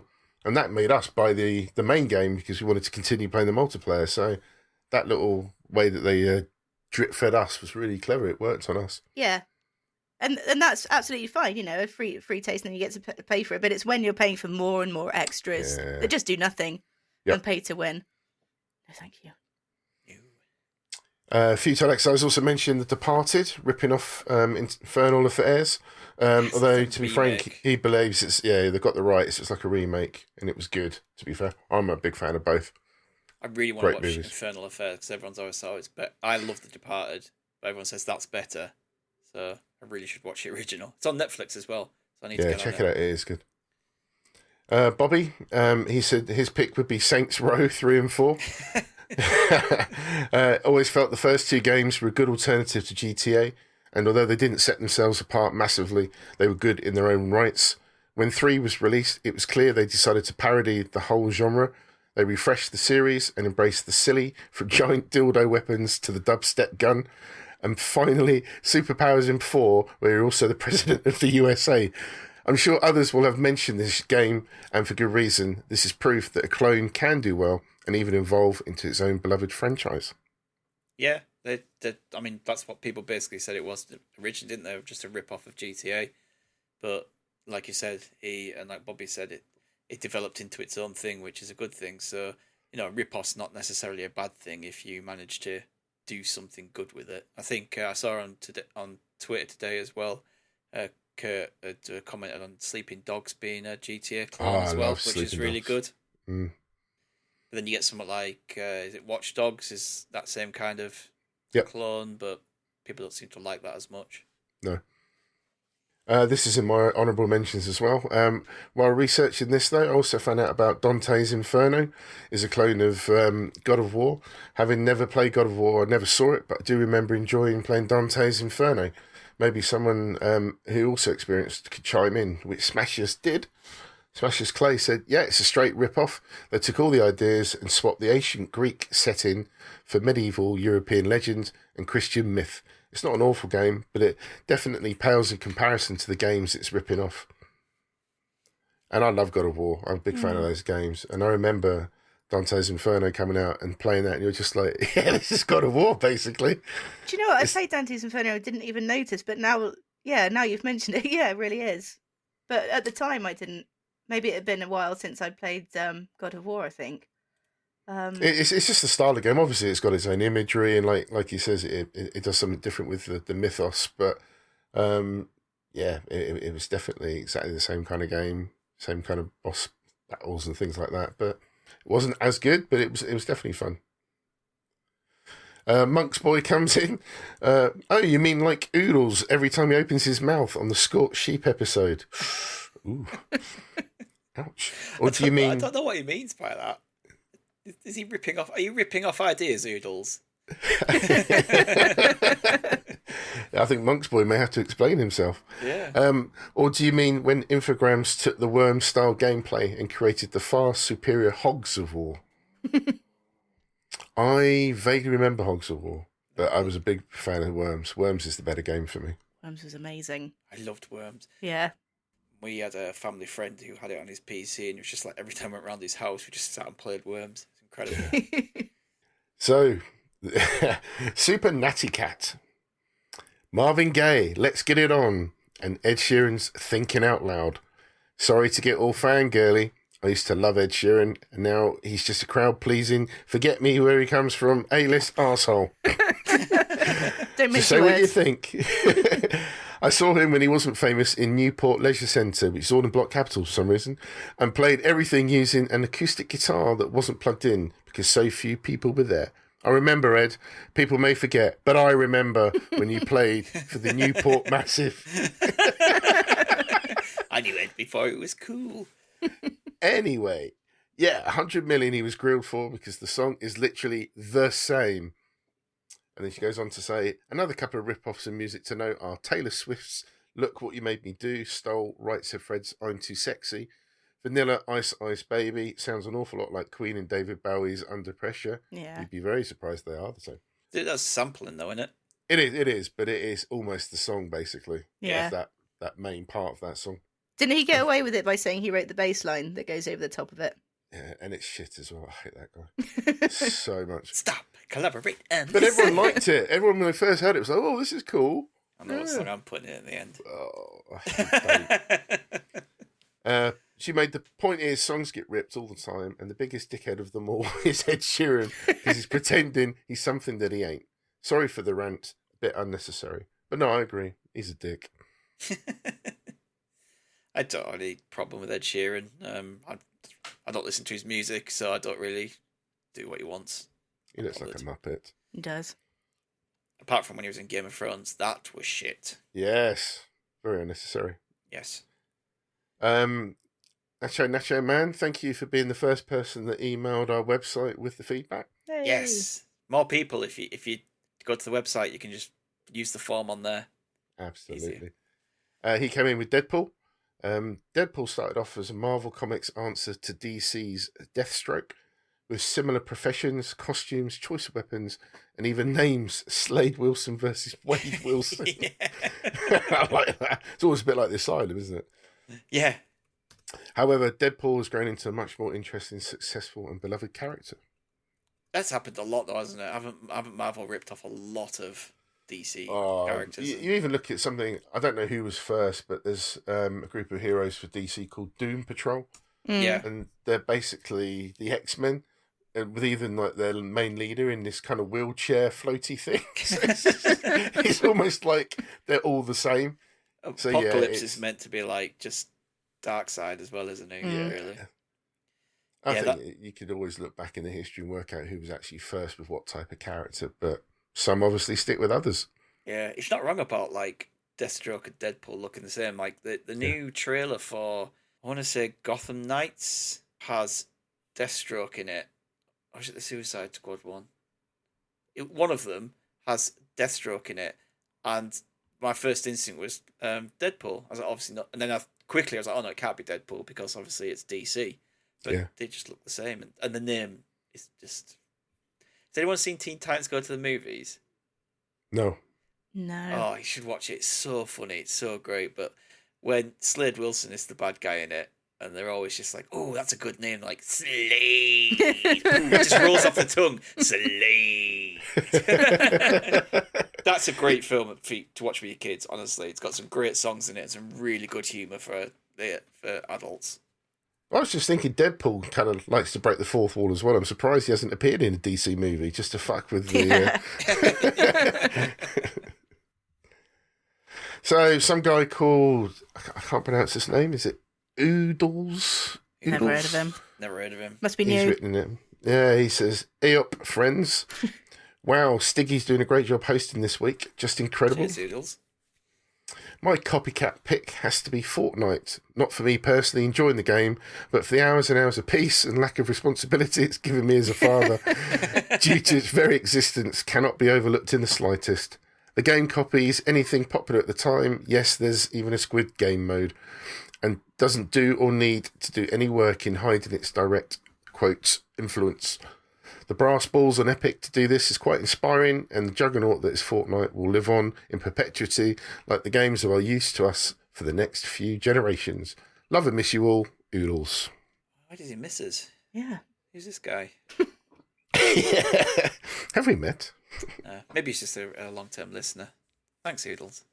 Yeah, sign up for the Patreon if you haven't already.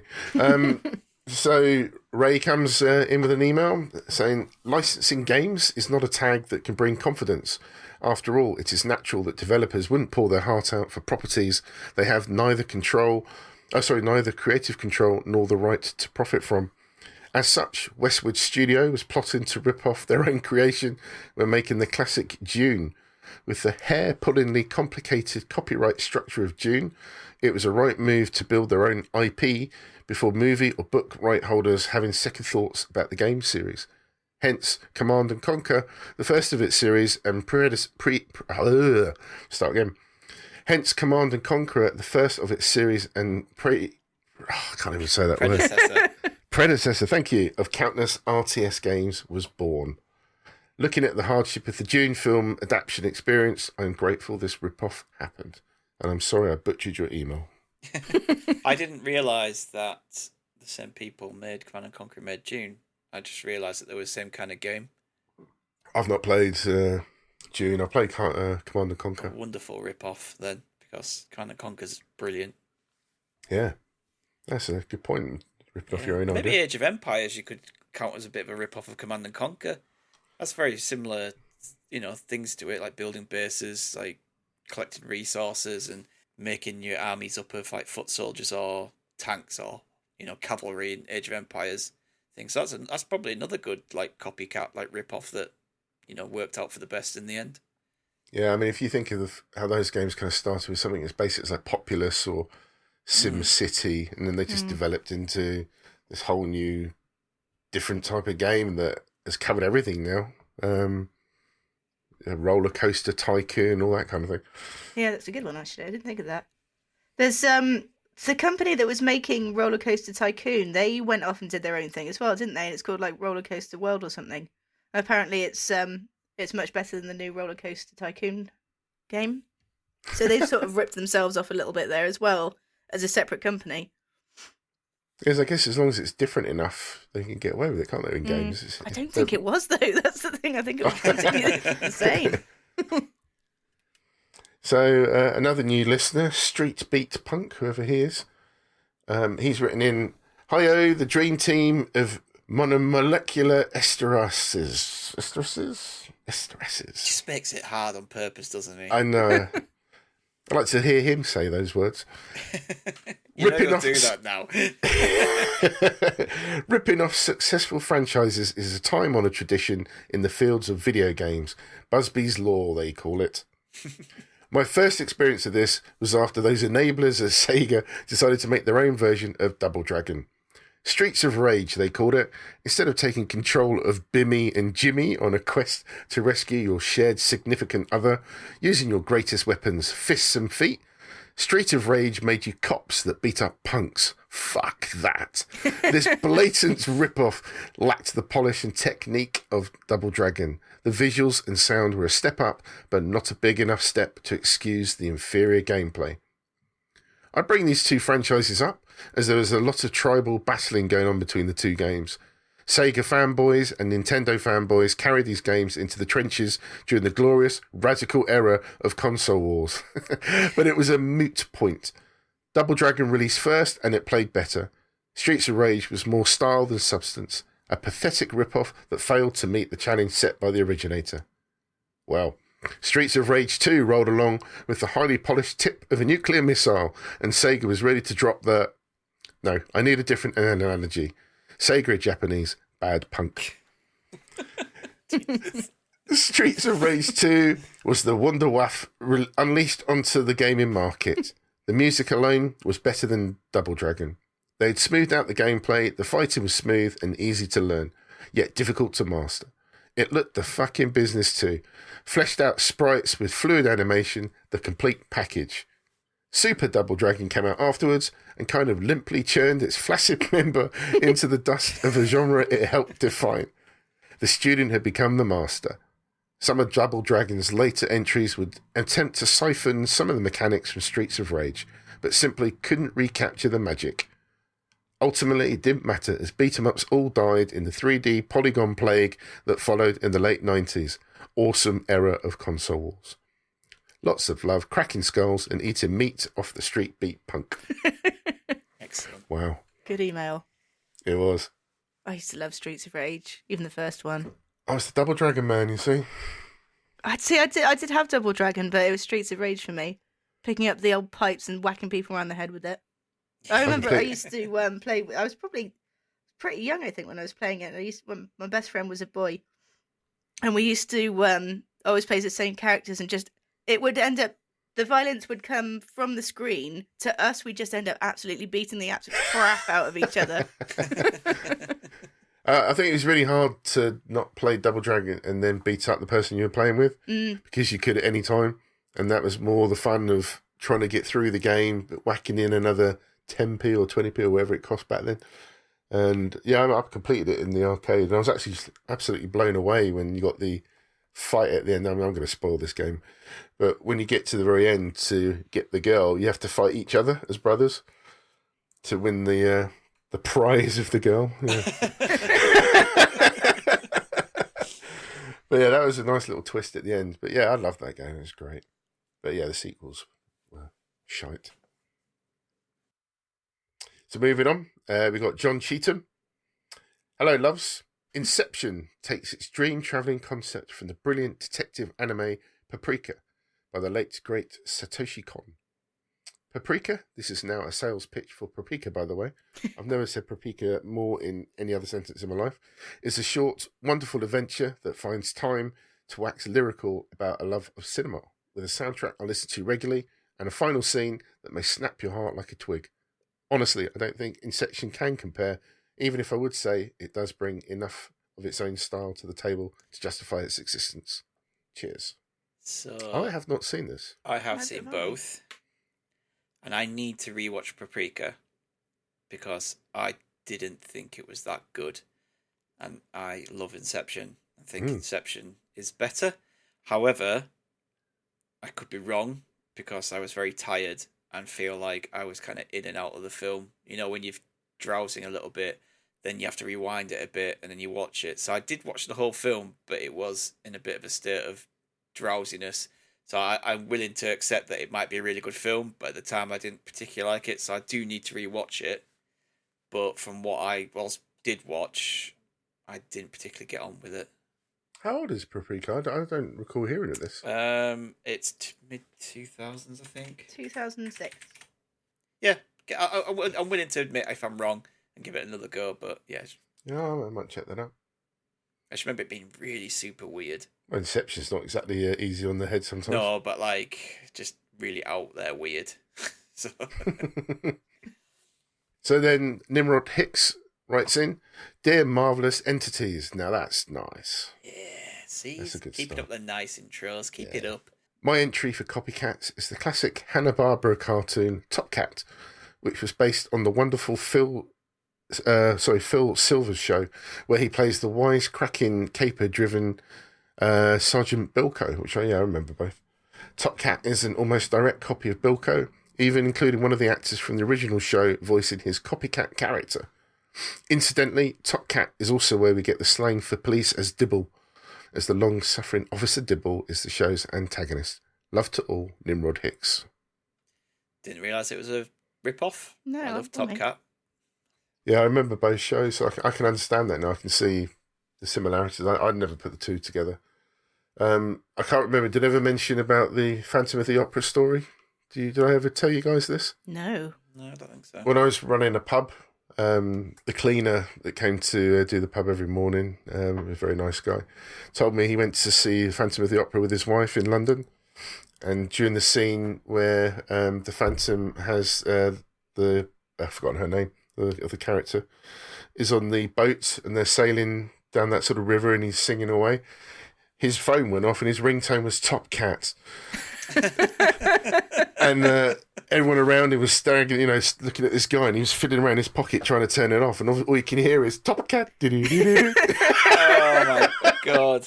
In the middle of an opera, can you imagine? Oh, just Yeah, Always he said he check wanted your to phones. die. Always name- check your phones. His name is Rob, but yeah, he said it's one of his most embarrassing moments ever. It's quite an emotional scene as well. So yeah, you can imagine. Some people do find it funny, apparently. So moving on, Angry Kurt. He's got hello Emmy crew. I struggled to think of any rip-offs I've seen or played myself that were bad, so we'll just list 2 that I liked. That's fine. To say how successful the indie films were, I don't think there's ever been that many rip-offs. My favourite rip-off, though, is the National Treasure films. They're not spectacular by any means, but I think they have a decent plot and a sense of adventure to them, which makes them enjoyable, easy watches. Then in gaming, there is the Roller Coaster Tycoon rip-off Parkitect. Rip-off is a harsh, as it's a very modern and more of a spiritual successor, but it really nails what made Roller Coaster Tycoon great and adds a couple of new bits to the formula. I like National Treasure films. I know they're not great. I didn't. I just think I know they're not great. They're just kind of fun films. So I quite like them in a way. There's actually King Solomon's Mines. Have you seen that one? Oh yeah, that was on the list. The Alan Quartermaster or something like that. Which is a rip-off of Indie as well. I think Indie probably set the standard, didn't it? And everything's trying to kind of keep up with it. Yeah. Well, obviously we've got Uncharted coming out as well soon, so that is just Indiana Jones. Well, and Tomb Raider as well. Yeah, that's very true. What did you make of the trailer? Looks alright. Yeah, I'm not sure about his Tom Holland being the right person for that role. I never thought he was. He seems too young. And I think he'll grow Wahlberg into has it. no mustache, so -1 point for that. Absolutely. Yeah, I think if they franchise the films, I think he'll grow into the role. Yeah, if he even does anymore. He didn't seem pretty keen on it, did he? Wasn't he? You don't announce that before your movies come out. Yeah. You can criticise it afterwards, but not before it's out. Yeah, it's all right, I guess, if you like that kind of thing. And, It'd be about 3 out of 5 films, something like that for me, I think, by the looks of that trailer. And finally, the man of the hour. Unfortunately, Gadget couldn't make tonight due to illness, so he's also written in. Gadget has said, in my absence, I figured it'd be apt to still let everyone know what I was planning to talk about. For what I did this week, when I planted my eyes firmly on 2 pieces of incredible media. As Stig will have mentioned, I saw Dune with him and it was incredible, but more to come on that. The other thing I watched was Inside, the Netflix special from Bo Burnham, and I have to say it's utterly stunning. It's so good, yeah. He wrote, performed, filmed and edited the entire thing in a single room over the first year or so of lockdown. In it, he becomes very introspective, dealing with problematic jokes from his earlier career, how his anxiety and depression have affected him, also taking a harsh, satirical swipes at modern life and the technological age. Welcome to the Internet as a masterpiece of satirical writing. I don't know this guy. He's so good. Yeah, his older stuff, like he said, it is a little bit problematic, but that one that he's mentioned Inside, it's so good, and it would have been good to watch it as we were just coming out at the end of lockdown, maybe. But it's a really good kind of. It documents his mental state throughout the thing, and I think at one point he has his 30th birthday, and he's recording and he does a song for it, and at the end of it, he's just like, you can just see the depression, like, this is it, this is my 30th, and yeah, it's obvious that he struggles, I think, with certain mental health issues, not necessarily particularly serious, but as much as anyone else did during that time of our lives, it took a toll as much, and you can just tell in his humour and his writing and the songs. But yeah, the internet song that Gadget mentioned is just absolutely brilliant, and that would be a good one to end on as well. It's kind of just comedy songwriting. I think I can't really describe it without telling you to have a listen to it. Yeah, no, I've not come across that guy. So he finishes with, for my rip-off, I was going to talk about Lords of the Fallen, the first big-budget Dark Souls clone to be released. It was unashamedly a rip-off, but lacked all the subtlety that made Dark Souls what it was. It was brutally hard in an unfair way. Your character moved like he was walking through treacle, and not one single boss was interested in the slightest. It was dull, annoying, and not worth the effort. Thankfully, the dev learned from their mistakes and put out The Surge and its sequel a few years later, which are both great games and use the Souls formula to great effect with some originality to them and some cracking boss fights. We should have Biggie play them in 2026 when he's finally done with Dark Souls. Thank you. Excellent. And that's it. See, whenever something advertises itself as Souls-like, that immediately turns me off. Because as much as I enjoy watching you play it, Biggie, it's not something that I ever want to try and attempt myself. So any game or any piece of media that's advertised as that, it's an immediate no from me. And it even is an accurate description for all these games. You know, it's just labeling it something like that. Is that just to get attention to the game, or is it actually like Dark Souls? And is it going to put people off? There's that, and like, oh, it's hard, so it's like Dark Souls. Like, being hard doesn't make it like Dark Souls. Like, which makes it hard. But yeah, I think it feels like it's marketing talk for a lot of games. Awesome. Thank you very much for everybody who wrote in. We had some really great feedback there and a nice variety of things as well, which is really good, from music, cartoons and games and films, etc. So yeah, thank you everyone. And before we head off into the Patreon section, Candy's going to talk about the socials. Yep, you can visit our new website on modernescapism.co.uk. On there you can find a link to all of our socials, media, contact details and our merch store. If you have any comments, you can either tweet us or email us at modernescapismpod@gmail.com, or as Stig said earlier, go to our website and you'll find a nice easy form to fill in. You can join us on our wonderful Discord server. We're all in there and we're active and we'll have a chat with you, or if you've got any feedback, you can pop it in there. We'll read it out as well. If you fancy watching and interacting with us while we play through some games, you can find us on twitch.tv/modernescapism. Biggie's playing through Dark Souls on Mondays. I run a weekly horror stream on Thursdays. I'm currently playing Soma. Gadget is working on his way through Fallout 4 on survival mode on Wednesdays, and Stig and Oodles host variety streams throughout the week on. And the best way to just check our Twitter. And we also have a YouTube channel. If you haven't seen it before, we did a reaction video to the new series of Sexy Beasts, which is just as bad, if not worse, than the original. And agreed. Possibly even more grueling to watch was Diana the Musical. So you can find that on there, and that is youtube.com/modernescapism. I still haven't got over watching that yet. That Diana Musical thing is just... And do you know what? So we did the first 30 minutes, didn't we? And I wanted to watch the rest just because it was just because it was a bit of a trick. I'd like to go back and do 30-minute increments on that, to be honest, because I've seen some of the songs and read some of the lyrics from some of the later songs and script, and it just sounds even worse than what we watched. Well, there were moments because I watched the video back, and there were moments where we were all just completely engrossed in what was happening. We didn't even have any comments. Like, what do you even say to what's happening on screen? It's just trying to process it. I mean, like Oodle says, when you come from watching The Crown and the dramatised version, which obviously is fictional at times, but the general understanding, the undertone of that show is that the royal family is pretty fucked up. And there's a lot of things that have been quite nastily done to certain people, particularly, as we all probably come to understand, is Diana. To turn that into a musical and somehow try to get the lyrics to rhyme with what they're singing about, it's just some of the words were the funniest things. Just to try and make light of the situation between the whole like Charles, Diana, and Camilla stuff, and it's just like it doesn't work. It's just so odd. It's so done for the American audience.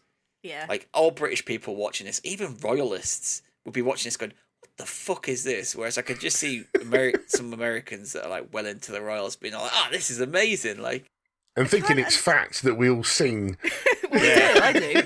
Are they watching? Is it made ironically, or is it? I just don't understand, because obviously we were watching it ironically. But do you think the American audience were like, yeah, this is relating to me now. I understand what happened. I generally thought it was a parody, like some really clever parody, and then it just clicked that no, it's not. No, it's not. It's for a certain really audience, isn't. and we're not here to have a go at our American audience or in America, because we love you guys, but there will be certain people in America who like this stuff and are into this, but it's terrible, and it just makes no sense. It's kind of the royal family for beginners, isn't it?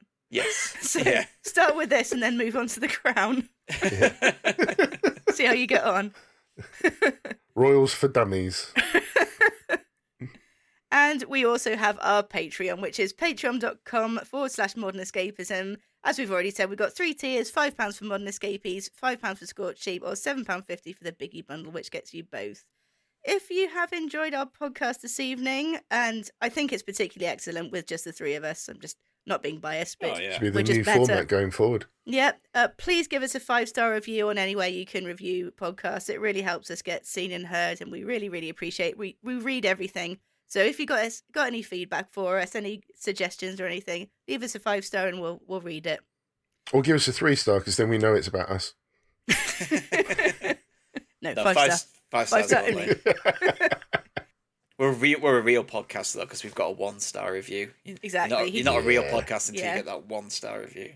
It didn't cater exactly to that listener, so he gave us a 1-star. Yeah, weird.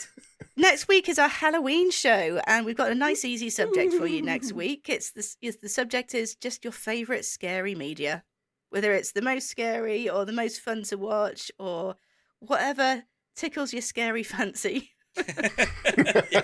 And we realise that when the podcast comes out, it actually will have gone past Halloween, but we're recording on Halloween, so it makes sense. 2 weeks either side of Halloween is still Halloween to me. And if we're recording on Halloween, some of us might not make it. Oh, take your bets now on who's going to get killed. I just meant from a scheduling thing. I didn't realise it was... No, we're going to do. You seen the film Host? Yes. Yeah, that's going to happen next week. Mm. I'm going to be the one that falls over running away. Yeah, so thank you everyone for enduring the three of us. I think we've done a pretty good job, to be honest. Yes. I will We say stretched so it out, myself. didn't we? We did well Yeah, there. yeah. I was a little bit worried. I think the listener feedback helped, but do you know what? It's quality over quantity, isn't it? So even if it was going to be a smaller podcast this week, then you still got us fine 3 people. And it's time for me to say goodbye to those people who aren't Patreon supporters. And for those who are, as Oodle says, we'll meet you around the corner for a bit of... and goodbye to everyone else. Toodaloo.